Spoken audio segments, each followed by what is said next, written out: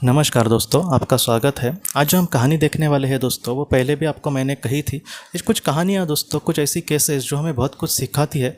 मैंने सोचा है कि वो कभी कभी आपको बीच बीच में कहते रहूँ, क्योंकि जिन्होंने अगर उसको नहीं सुना होगा वो उसके बारे में जान पाए।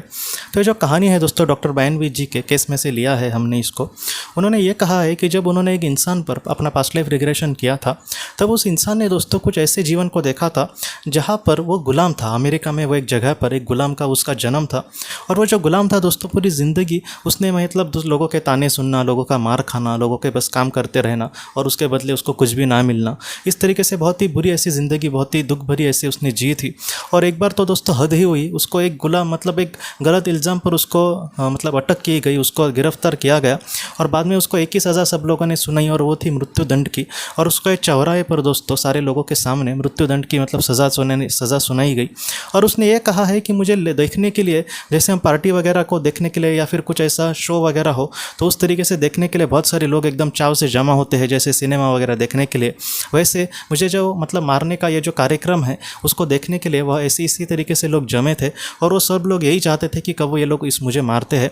अगर पृथ्वी पर किसी का कुछ अच्छा हो तो उसका देखना कितना अच्छी बात है, लेकिन किसी का बुरा हो, कोई दुख से बेचारा इस दुनिया से जा रहा है, उसको इतना चाव से देखना बहुत ही उनको खुशी हो रही थी। ये सारी चीज़ें देखकर उसको बहुत ही बुरा लग रहा था, और उसके आंखों से पानी झलक रहा था कि आखिर मेरा क्या है दोष, क्या ईश्वर मेरे साथ ये सारी चीज़ें हो रही है। और बाद में दोस्तों वो जो बुरा पल था उसके जीवन का, वो आया ही, और उसको मार दिया गया लोगों के सामने। और उसने ये कहा है कि एक पल पहले मैं बहुत ही दुखी था, लेकिन अब उसको बहुत ही ज़्यादा आज़ादी जैसा लग रहा था दोस्तों। और उसने ये कहा कि अब मैं पूरी तरीके से मुक्त था, अब उसके पास शरीर नहीं था, लेकिन पूरी तरीके से वो आज़ाद था।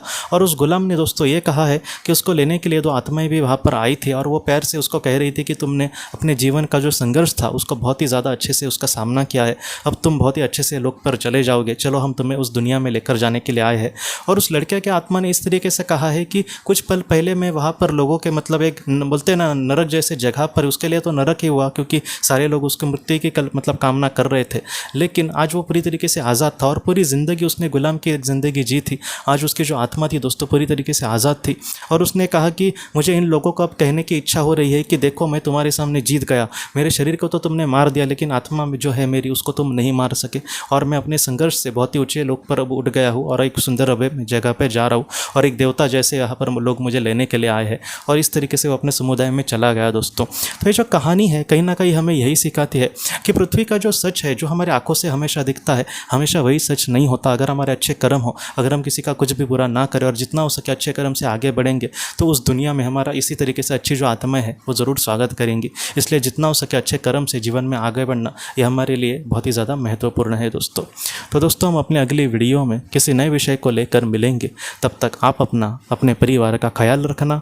आपका बहुत बहुत धन्यवाद। किताबों की दुनिया, अगर आप प्रस्तुत किताबें जो मृत्यु और आत्मलोक से संबंधित है, इसकी महत्वपूर्ण जानकारी को और इसके संदेशों को हिंदी ऑडियो के स्वरूप में सुनना चाहते हैं, तो कृपया इस व्हाट्सएप नंबर पर मैसेज करें।